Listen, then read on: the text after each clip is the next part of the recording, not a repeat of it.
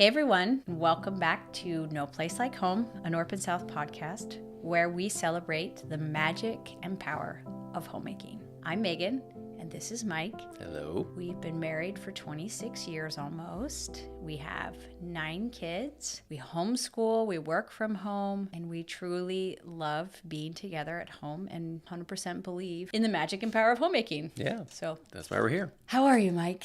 I'm pretty good. I know. We always have to pretend like we haven't talked since last week, though we talked a split second ago. But last time we were here on the podcast, we were talking about how Peter had just gotten his missionary assignment where he will spend the next 2 years, and we didn't know where it would be. Yeah, he had gotten it, but we hadn't actually looked at it yet. So. Yeah. And so we made like a big map, and everybody that came over, and a lot of people came over, It was a big crowd. made Probably their, our biggest to date. Yes, for this made sort of their thing. guesses. I think the family was probably leaning towards Africa because Andrew had gone there and his cousin had gone there. And we knew a lot of people were going there, and a lot of assignments were being made there. And then he got what? Saratoga Springs, Utah, Yes. of all places. That nobody guessed that. No, well, so in the least- heart of yeah. Utah. So we laughed pretty hard.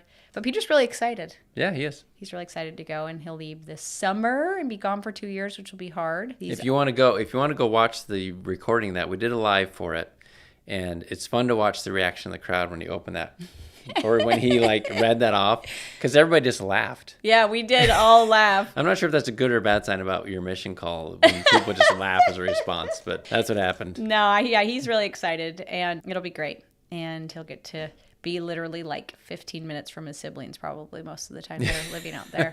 It's true.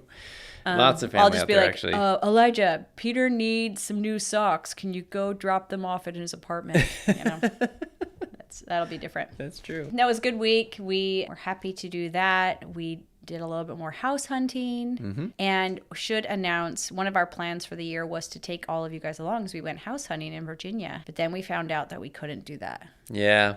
Turns out there's some actual rules. I don't know if they're laws, but they're definitely rules about recording in someone's home without their permission. We hadn't really thought that through. No, we hadn't. But, when a realtor's there showing you through the house, you don't think about it that much. But it's okay to, I think, record for your own personal use. Yeah. But to put it online is a no-no. So we will have to just buy something on our own. Yeah, we'll kind of take you along. So you'll have to just see it when it's already done. I guess purchased. what we can do is once we find something and it's closed, we can then go back and kind of show. Oh, that's true. We could show throughout some the of whole the because it's nice to record it just so you can walk through it multiple times, after the fact, because you don't remember everything you see. So, anyways. Yeah, and maybe on one of these podcasts we'll talk about home decorating or something, or home hunting. Yeah. And I'll tell you about the ones we've looked at so far, but we don't really have time to go into it. I wish we did. Yeah.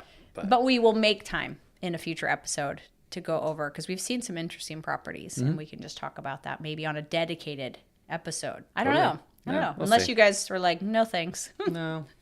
Let's have to have something to do with homemaking. We could probably make it work, but I don't Yeah. know. Yeah. We're happy to be back. We're happy to be here at the podcast table. Yeah. So, Megan, did you have a quote for us? Oh, or yeah, I something did like have a that? quote. You You're looked like, one up. You had a quote, I thought. I think you had something to share. Yeah, sometimes we like to answer questions that we've seen in the comments. Sometimes we like to respond to something and maybe a current event or something. Don't want to respond to any of those this week. That's okay. Yeah. But we'll wait into I wanted that. to share a quote. We mentioned Tom Bombadil before when we were talking in the podcast about setting up your home to be like a storybook home.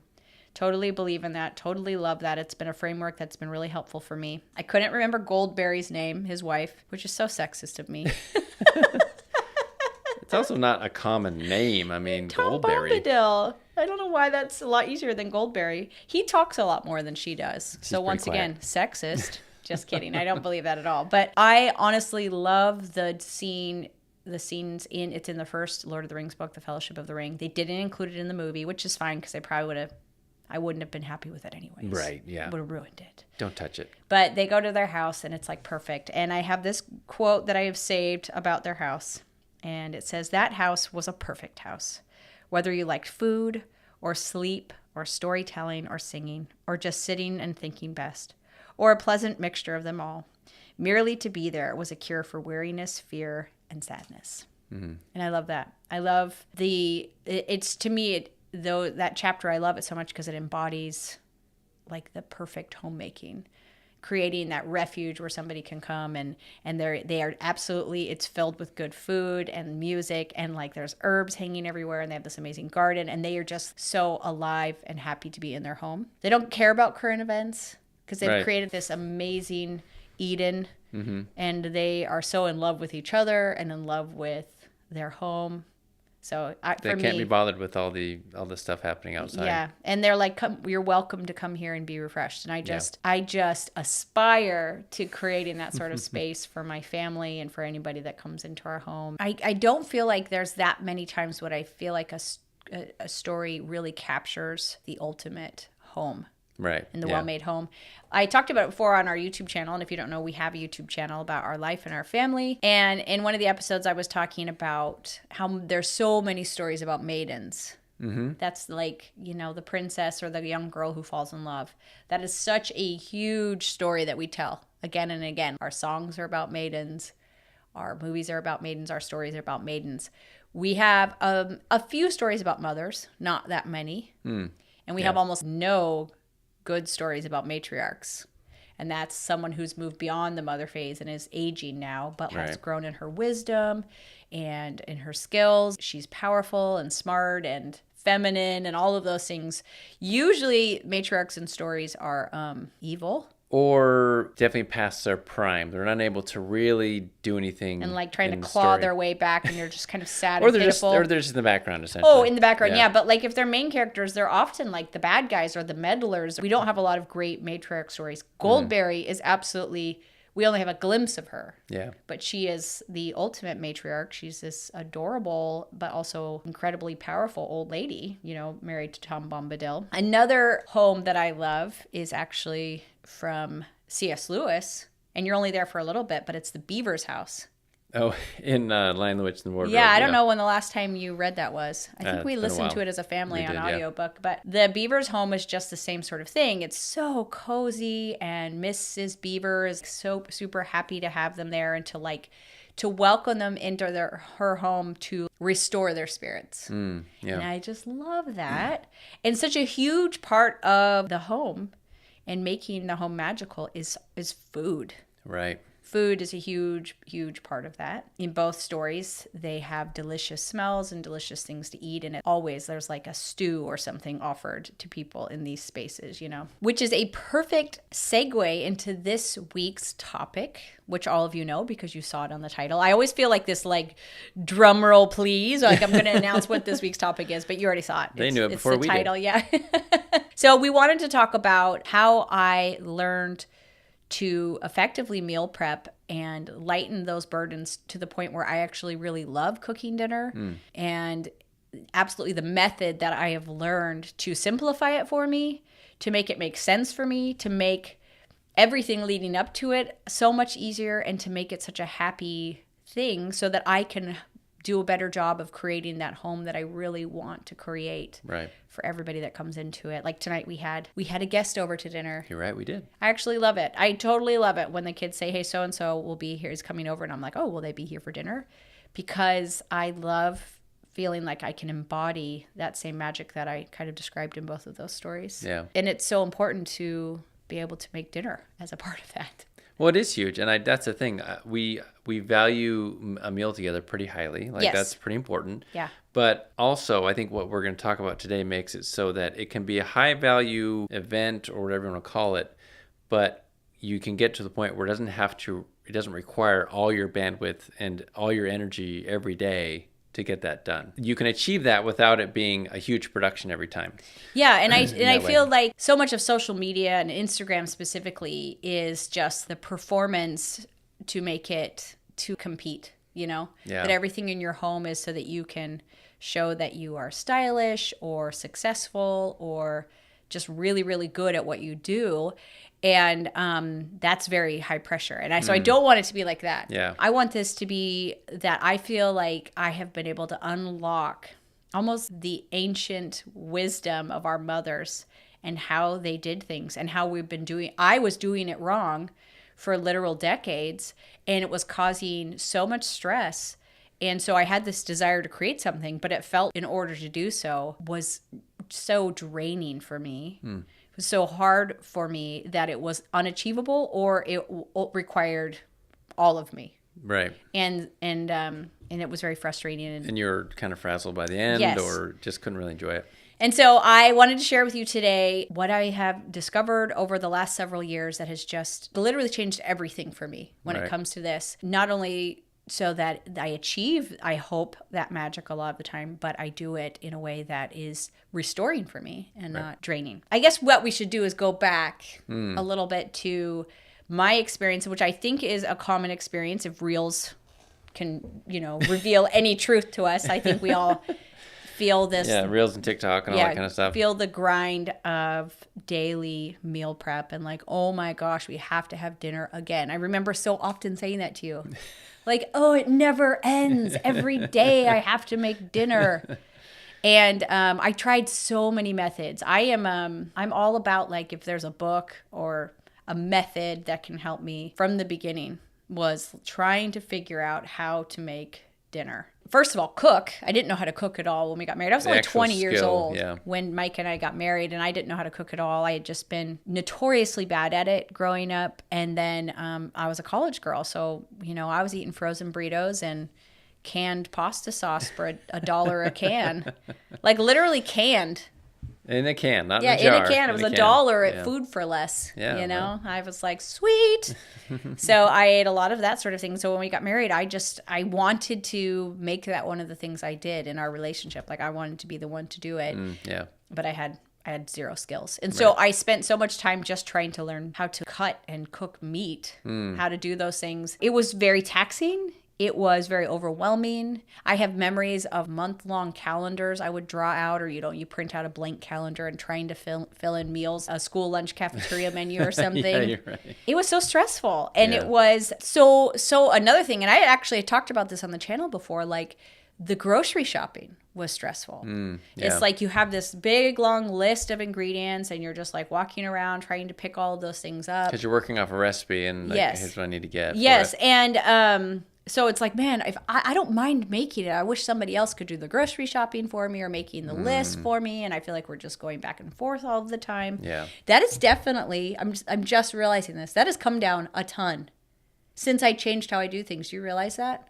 You mean that sort of conflict as far as... No, like the back and forth to the grocery store. Oh, that's true. We don't go to the grocery store as much as we used to. Like it was just like every day we need like all these little random ingredients. You're right, yeah. Which was stressful. Yeah, that's true. And it's also, it saves you money the less you go to the grocery store, the more money you save. Because every time you go for one random thing, you're like, well, we could probably also use these couple things. Yeah. Then you're like tempted by something else. The candy bar. I call that top-down cooking, where you're like, okay, we need to eat. It turns out we need to eat dinner.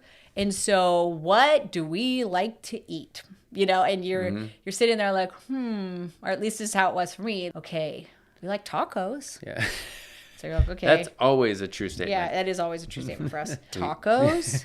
I like, I guess we could do hamburgers this week. Hamburgers. Pizza. We like pizza. Yeah, like we're writing just down like, I don't know, I could go for a curry. And in fact, we tried so many gimmicky things. Yeah. From like Taco Tuesday, and then we were like, okay, Masala Monday. We're like, Fish Friday. I'm like, no, I don't want to eat fish that often. Yeah. I think we're like, we were trying to come up with little names and we couldn't, but we were like, okay, we'll do pasta on Thursday. We tried so many things like that and it would always fall apart because you'd get to Thursday and you're like, I don't want to eat pasta. I don't feel like eating pasta or, anything along those lines. You never said that about tacos, though. I know. It's always Taco Tuesday somewhere. Right? I eat breakfast tacos every day. I have eggs on corn tortillas with some cheese and some salsa. Yeah. So I eat tacos every day of my life. I love tacos. But I digress. We digress. Well, and let's not move on too quickly from another, I think, pain, and maybe you're going to get to this, that most moms deal with, is also on top of all this worry about getting the ingredients and doing all this stuff, you're also wanting to make something your children are actually going to eat. Oh, gosh, that was always so frustrating. That's always, like, even if you find this great recipe, you make it, and then the kids won't touch it. Yes, and you're like, I spent so long because I chose a meal, I found a recipe for it, and then I'm like looking at the recipe, trying to figure this out while I'm trying to get other things done and plan it all. You finally get to the table and they're not interested. Yeah. And you're like, are are you kidding me right now? Like, oh my gosh. Now, and some of that is just a natural part of their progression, their development. Kids, But some of that also is because I just feel like there's so much noise too. So when you're choosing these meals, you're like, I also want my kids to be healthy. Mm-hmm. Yep. And there's always new ideas on what makes people healthy. Mike and I have laughed about this when we tell our kids that in the 90s, the only thing that wasn't really healthy was fat. Mm-hmm. And as long as the food you're eating had no fat, then you were good. Because I guess it made sense in all of our brains in the 1990s that fat made you fat. Right. And I guess every other calorie didn't. So that was the craze. Yeah, low fat or no fat. Low fat yogurt. Yeah. What is that? Frozen yogurt. Yeah. It's good for you. It doesn't matter how much sugar it has in it. I mean, I didn't think twice about having big bowls of pasta.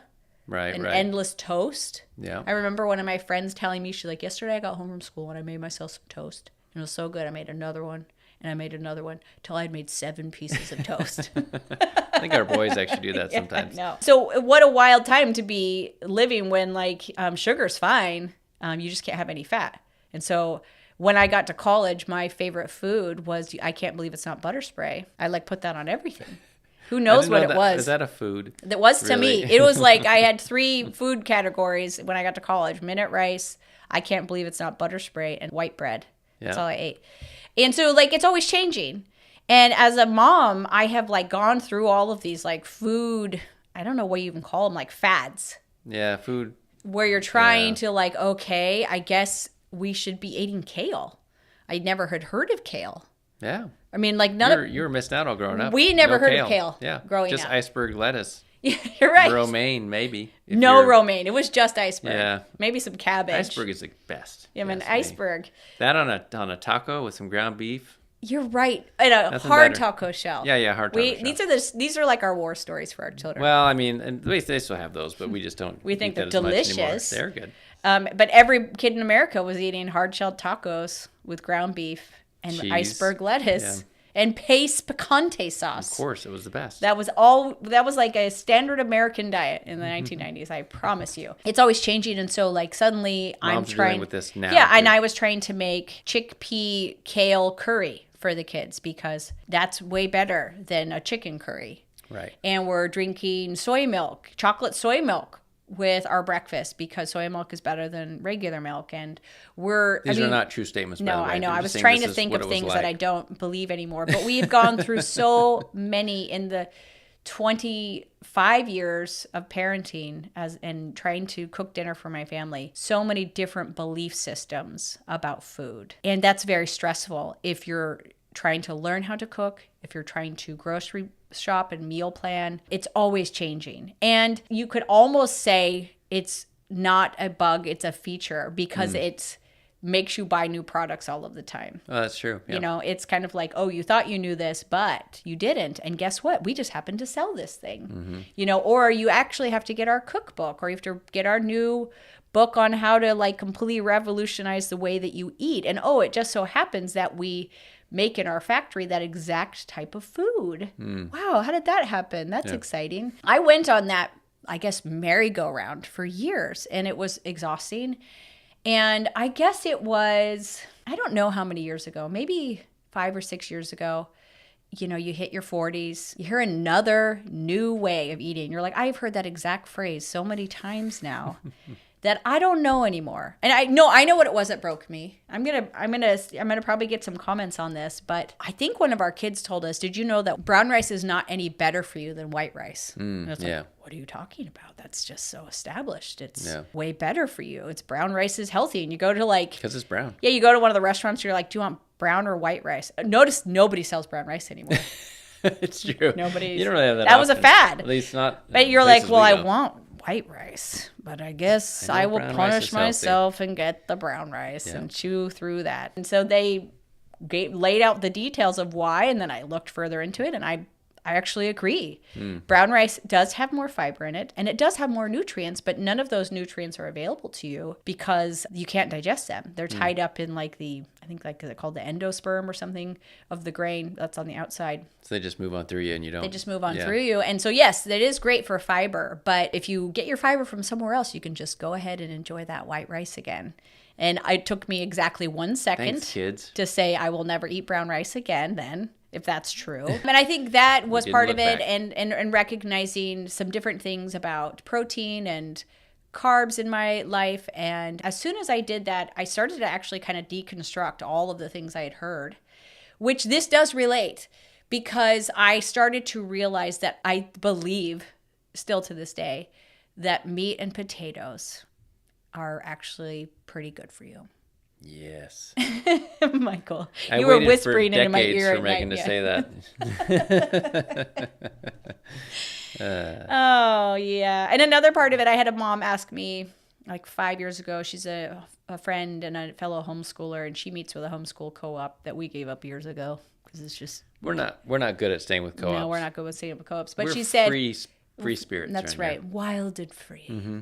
But she said, hey, would you be willing to come and teach the other moms how to cook dinners so that your kids will actually eat them? And which I thought was interesting. And she's like, everybody always talks about how much they love your food. And so I think she was a little disappointed when I said, well, the trick is just don't make anything weird. Just make meat and potatoes. Mm-hmm. Essentially, yeah. Yeah. And I say that kind of, it's not exactly flippantly. Just meat and potatoes, yeah. But it's the general framework. And I have found that I totally believe, there's research to support it, that there's a reason why that became the traditional diet all over the world. It's because it's actually pretty nutritious. And it also isn't that hard to cook, and it isn't that hard to get your kids to eat it. Yeah, it's either meat and potatoes or meat and rice, depending on what part of the world you're in. Yeah, and so I kind of designed a new framework for myself in releasing myself from all of the food fads, in releasing myself from all of this like bunk science, like kind of science in quotes, that sells all of these new diet plans and books and menus and recipes and pre-prepared stuff and too. Pre-prepared stuff. And I almost feel like you're forced to do the pre-prepared stuff because you're like, I don't know how to make that. Yeah, it's complicated. You get overwhelmed and you get, or you make the complicated thing and it just completely drains you. And so the next night you're like, dude, we're just eating chicken nuggets or frozen pizza tonight, or we're just getting takeout. I can't do it every night.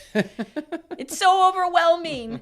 And you start to think like, is that on purpose? Are the food companies that good at what they do? And maybe, but it doesn't matter if it was on purpose or not. It just kind of It's kind of what's happened. It's kind of what's happened. Yeah. So what happened was, over time, even though I was using this top-down method where I'm just like choosing a bunch of random things that I like to eat, finding a recipe, some of them were good enough that I was saving them. But along the way, I was picking up some skills for what I will call tonight forms, food forms. A food form would be soup. Soup is something that I kind of figured out how to make. And then I realized it's actually just kind of the same structure all the time. Right. And you just change up the ingredients and you're always going to get a great soup. So it was really the first food form that I learned that I didn't need a recipe for. Yeah, and that was pretty obvious because we all know what soup is, right? Yeah, so but it isn't obvious because I've gone to one of those like soup parties where people bring soup, and I don't think that it's as obvious as you think it is. You're like, wow, I have the privilege here of thinking it's understood what that is. But. Yeah, well, in the top-down method, there's a lot of great recipes for soup. Like there's like the white bean chicken soup that it's got like a block of cream cheese in it that we all love. That. I know. What happens is if you're doing the top-down method, you have 3 recipes for soup. You have 3 soups. But when you do it the way that where you're starting at the bottom with a food form, you suddenly understand, you've deconstructed the soup, so you understand it at a very basic level. And then it's like, oh, well, I don't necessarily want it to be spicy, but I like the idea of soup, and so you're able to play within that form and build soups all the time very easily once you understand that. And then doing Pie Month 5 years ago also did the same thing for me. It was like, oh, you could really, a pie is just a bread made into a shell, and then you put different combinations of food in it. And you're like, oh, I wonder if I could make this sort of pie or this sort of pie, or I have this in my fridge. Could I put that in a pie? And it turns out you can. And so once I learned a few forms, I would say I learned soup, I learned pastas, like making like a sauce. I learned how to make a roux. Once I gained enough skills so that I had these forms, and I coupled that with my understanding of just keep it simple, then that's huge. That's when it really started to fall into place for me. And so these days I start with 3 things. Every single meal, 3 things. It's not very complicated. I say, what's my protein? What's my starch? And what's my vegetable? I want every meal to have all 3 of those. Very simply. The thing that's so cool about this, as I've done it for years now, I have realized this is the way everybody's always done it forever. I didn't come up with anything new. It's so overwhelming to go to the grocery store and literally have, I don't know, like 25 different cuts of meat that you could buy from 4 or 5 different, 6, 7, 8 different types of animals, you know? And so you're like, I don't even know which one I'm supposed to choose.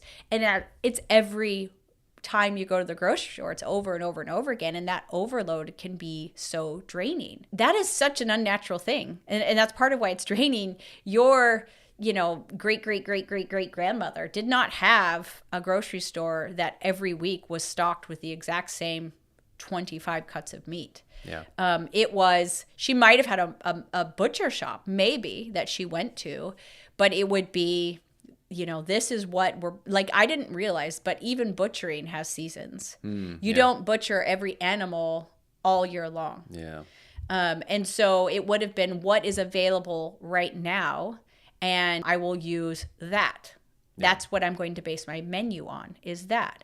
And so you start with your protein, or that's how I start. I start with my protein.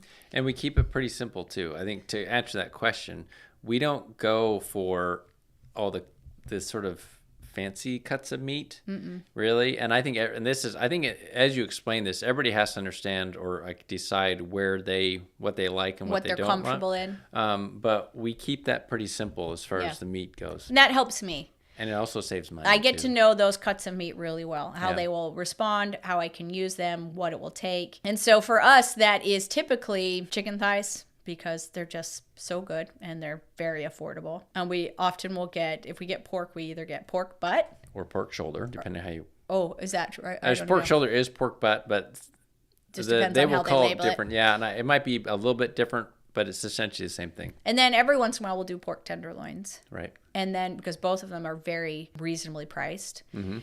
And then we will sometimes often do Italian sausages, which I think are pork.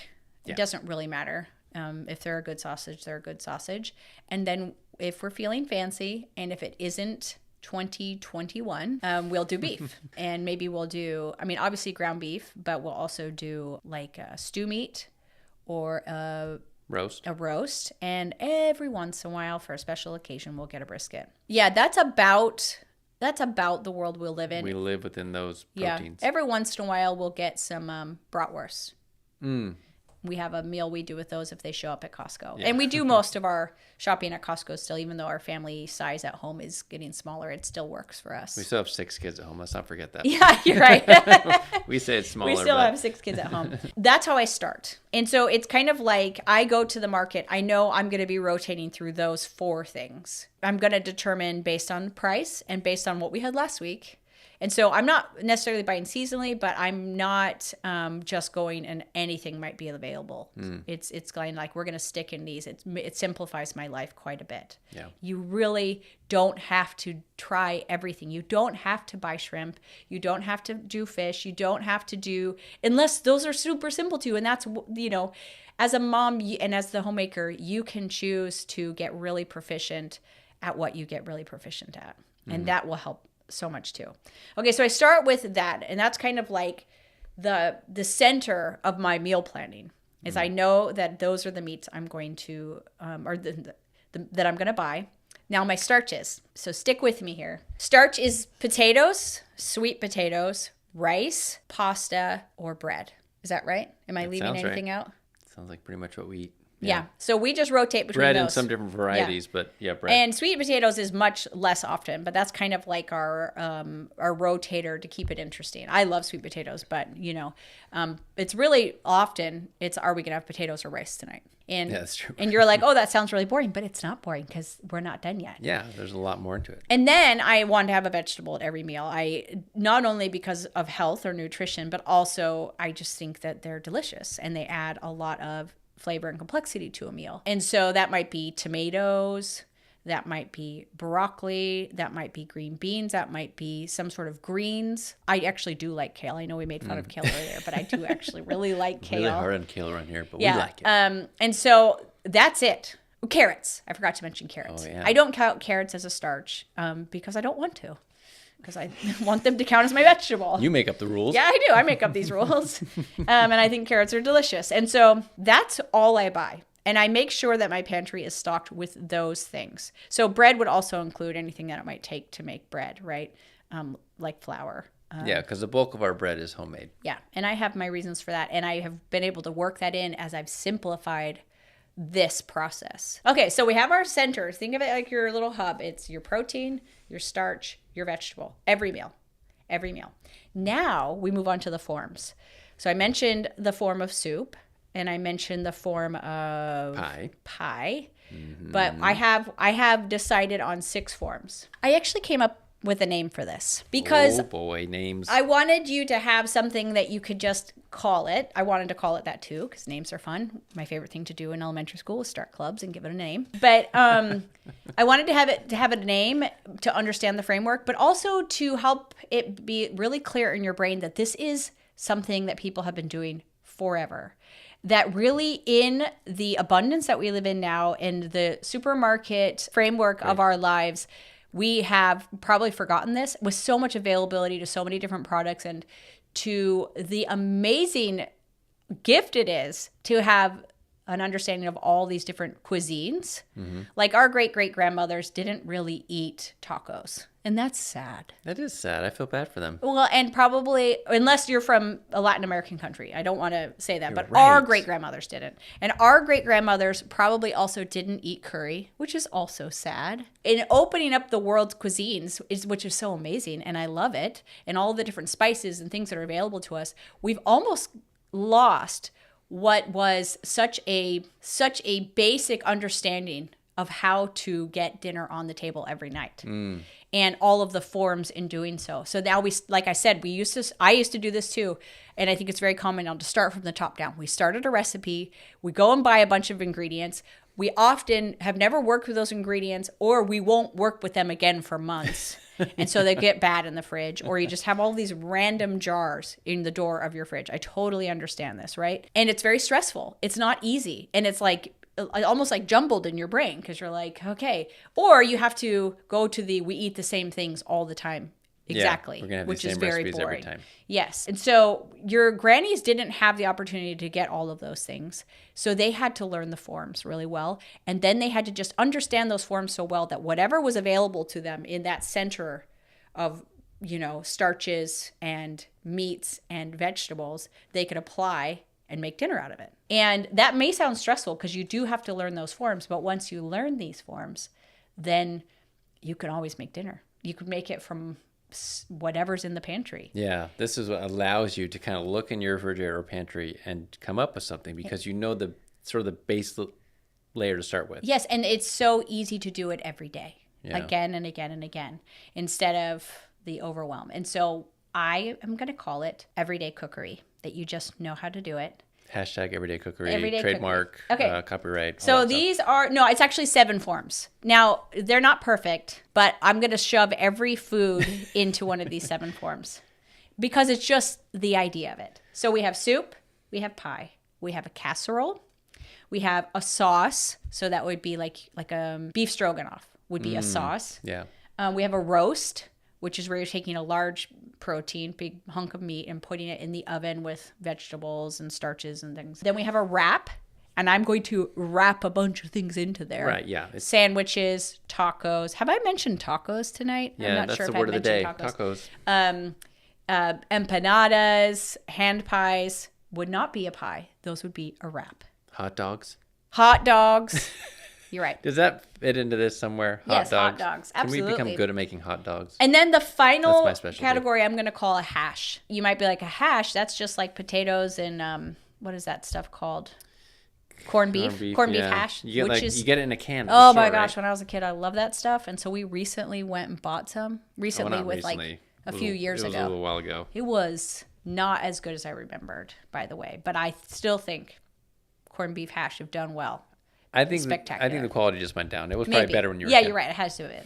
So a hash, though, in French is just to like cut up, ingredients in really small and put them like together with a grain. And so I would say, obviously, corned beef hash is a hash, but also fried rice would be a hash. Yeah, those like a grain bowl. Yeah, the grain bowls we do. Yeah, we do grain bowls. Where you kind of deconstructed, You're putting it over a grain or in a skillet with grains and proteins and vegetables. So that's a hash. And once you have a basic understanding of those 7 forms, your life gets so easy because you are like a little kitchen witch, Your everyday cookery can come out and you can just say, give me the ingredients, and I can say, what is the weather outside? Because if it's really cold, maybe I want to make a soup, which is very warming. Mm-hmm. Or maybe I want to make a casserole. Maybe it's Tuesday and you want to make tacos. Yes, right? And so, or we feel like having Mexican, or we feel like having Italian. Because all of those forms, you just change up a few little things, and now you can have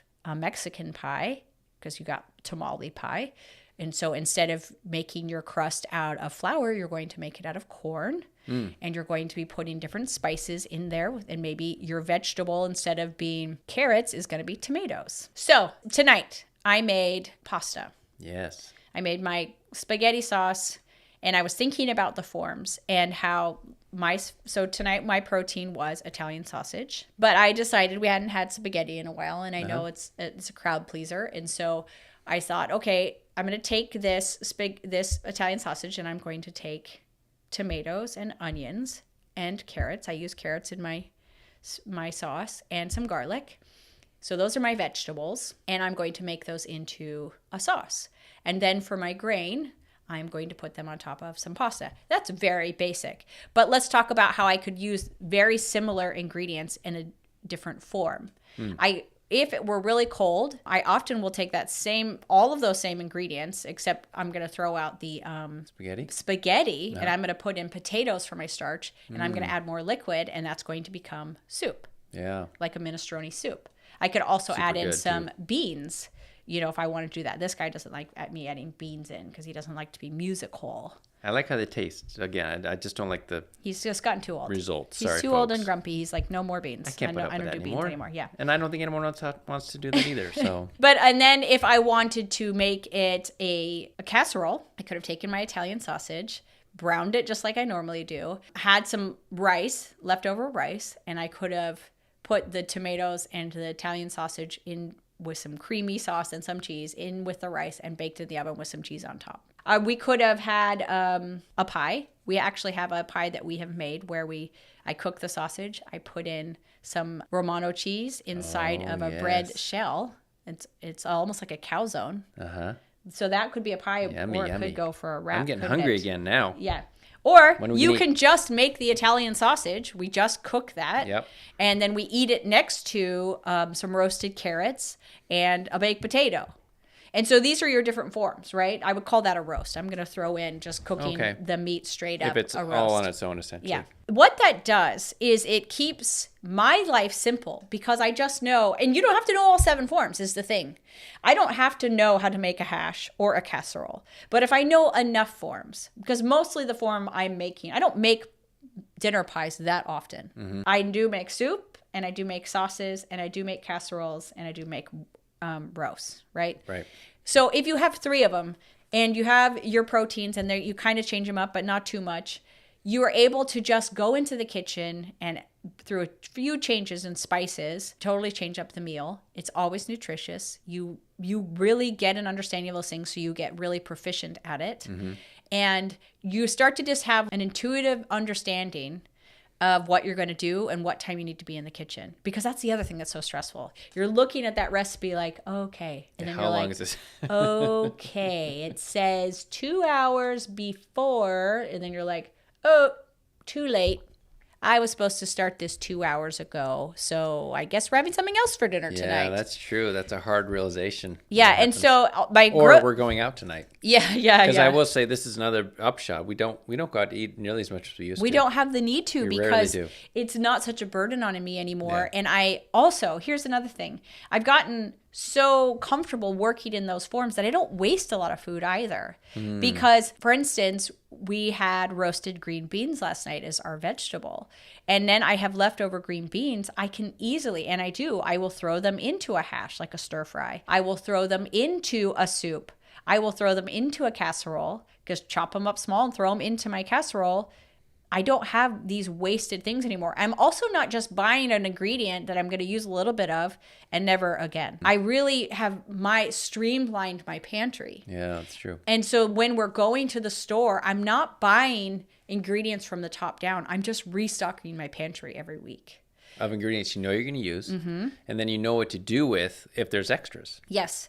And so it is totally emotionally, mentally freed me. Like Mike said, so we don't have to go out as much. It's not such a strain on me to make dinner. And then the wild thing is I have now time and brain space to start adding in new skills. And so like now I never buy salsa anymore. I've gotten so comfortable with the forms that I'm like, it's probably not that hard to make salsa. Turns out it isn't. So whenever we're going to have something that requires salsa, I make my own salsa. I now make our bread. Also, one of the most pleasing parts of doing this and gaining these skills for my family is that we don't have almost any ultra processed foods in our family. And so when they're coming out and talking about all the crazy things that ultra processed foods are doing in our body, how they're hijacking our ability to feel full, they're making us food addicts on purpose, definitely on purpose. Yeah. The craziest thing I heard a couple weeks ago is that not only do, we all know that like you can't just eat like one Dorito. They light your brain up and they literally turn off your satiation chemicals. So you never feel full while you're eating Doritos. We all kind of knew that. You're like, I could just eat those. And you're like, I don't even want one. Because once I have one, I'm not going to be able to stop. The crazy thing that has come out about ultra processed foods is that those chemicals, if you get them in, if you're eating enough ultra processed foods, and this isn't like insane levels, that same response you have to the Doritos starts to just be all the time. So even if you're eating a nutritious homemade meal, you still won't be able to tell when you're full. It turns off your ability to feel full ever. And it's absolutely related to why so many of us are struggling with our weight in ways that have just never been an issue for people. Previous generations weren't just like better at controlling themselves. We've literally been hijacked by factory made foods on purpose. It's really good for them if you don't want to stop eating their foods. Just like Facebook and Instagram don't ever want you to get off their platform. Nabisco never wants you to stop eating their treats. Yeah. And so I don't want to stop. And so they have designed them. Everything in our life is addictive now. It's like everything, everywhere you turn, everybody has like Jimmy rigged their platforms, their foods, their experiences to be addictive. And so everything is like up a notch. Everything's addictive. Even the way we buy clothing now, it's all lighting up our brain and the addictive centers of our brain. Yeah. I digress, but the point is that I feel very happy that because I've gained these skills, we do not interact with those foods very often. We don't have to. Those are things that there were earlier in our life were things I turned to because they were so helpful. Like, oh, the sauce is just in a can and I can just put these together and I've now got a masala or a million other things like that. And absolutely, restaurant food is full of those things. I mean, you could be going to a restaurant that's cooking everything very simply and those are nice, but a lot of the chain restaurants, chain restaurants are absolutely having these food additives that are doing the exact same thing. And so I'm so happy that by obtaining and acquiring these skills, not only has it made my life less stressful, but I also can say, oh, well, we don't do that. Yeah. We don't really have any of those, do we? And we're like having to think through like when do we ever have ultra processed foods? And that makes me happy that I can give that gift to my family. So Megan, you shouldn't take too long to tell everybody that you're going to help out even more Oh, But yes, wait, because it's kind there's of... more. Oh my gosh, I'm like, what is this voice you're doing? This sounds like a QVC I know, episode. your voice... No, I want you to tell people okay, sorry. how you're going to help them So out. I know that's overwhelming, and you're like, oh my gosh, how do I even begin to learn those forms? I am going to make videos where I will teach you those 7 forms. And I will talk about all the different ways you can apply those forms and how the different foods I would use with them. And it's crazy, you guys. I know that sounds overwhelming, but you do kind of have to learn some things to make things easier sometimes. If you always stay behind, if you're always behind the, what is that? I never know my little phrases. If you can't ever keep up, if you're right behind, if you get ahead of it, you get some momentum behind of you. Behind of you? Behind of you. And it's so much easier. And so I don't want to stress you out, but I want to tell you that if you will just learn these basic forms and you will apply this formula, like of protein, starch, vegetable. Miracle. Yeah. You should add that to the end of that. Edible, vegetable, miracle. Even if you just know 2 forms, that will make your life so much easier. Your children will eat the food you're making. It is not hard to convince almost any child to eat chicken noodle soup. I don't know why. It's frustrating. And like, I remember when they were toddlers, I would put something in front of them and they would be like, no, thank you. It's like, you haven't even tasted it. And then I would put ketchup in front of them. They're like, thank you. It's like, once again, how did you know? How did you know that ketchup was just a safe food to eat? You weren't scared of it. The meat and potatoes, or the meat and rice, or the meat and noodles really is something that humans are very comfortable eating. They are not as complicated as all the, like, what are those things called, like Miracle Burgers, or what are they called? Something meat.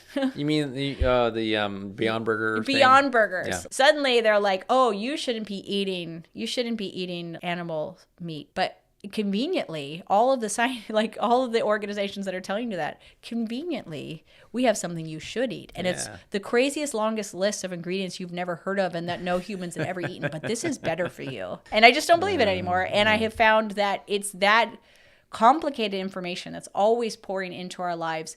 And I feel like sometimes from it's not that they're not compromised, but it's I don't know that we can completely trust them, because if we believe them, then we will buy their product. What is that called? Conflict of interest. They have many times when you're hearing from these people, they do have a conflict of interest. Always conveniently, they're like, and if you buy my book, or if you buy my supplements, or if you buy, then you'll understand. Not that there's anything wrong with selling books. No, there's not. There's not. I'm not.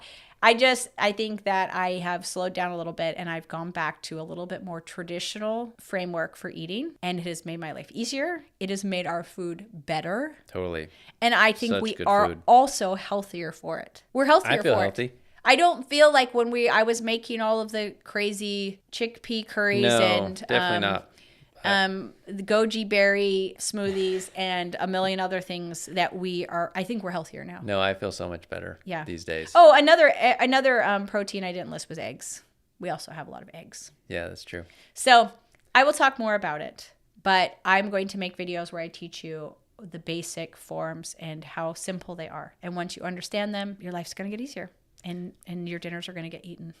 So you'll have to go to our YouTube channel for those. That's where we're going to do those, the North and South YouTube channel. So I'm going to guess most people listening are probably have seen that, but if you haven't, go subscribe to it and then click that thing that gives you an alert so you can see when they show up, because we don't know the exact how this is going to space out, but we'll probably be doing those for the next, I don't know, month to 2 months of those videos. And then you too can get so good at everyday cookery. Okay, I just want to finish with this. I love Ruth Goodman. She's a British historian, and one of the things she specializes in is an understanding of how we eat. Historically, how we've cooked and eaten, and how homemakers have set up their households.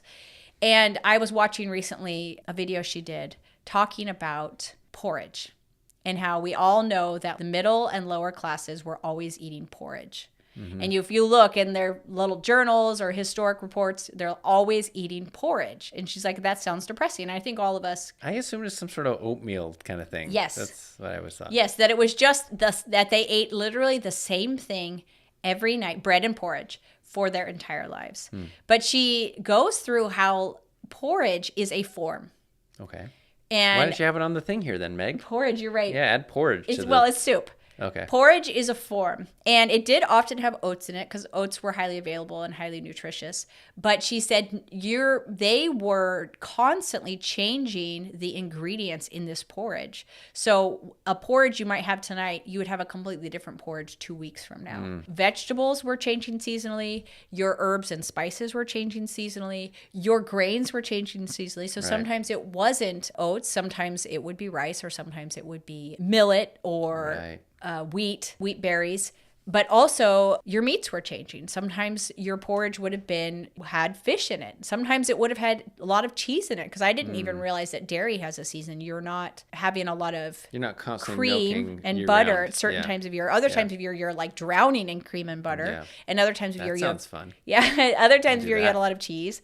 And so when we look back and we see porridge, this is just a form. And they were able to rotate, and they had such a good understanding of the form. They were able to rotate their different ingredients, what was available to them, and always having a new thing to eat that was ever changing, always being updated by the season. Okay. And I'm like, oh, that's exactly what I do. Yeah. And the reason why they did it that way is because it works. It works nutritionally. You are getting the diversity that your body needs. You don't need diversity every day. It's over time. That over the week or over a couple of weeks' time, you want to get some different nutrients in there. So you don't have to feel like every day you have to have 5 different types of vegetables. It just may be over the course of a couple of weeks. This is historically how we did it. We did things seasonally.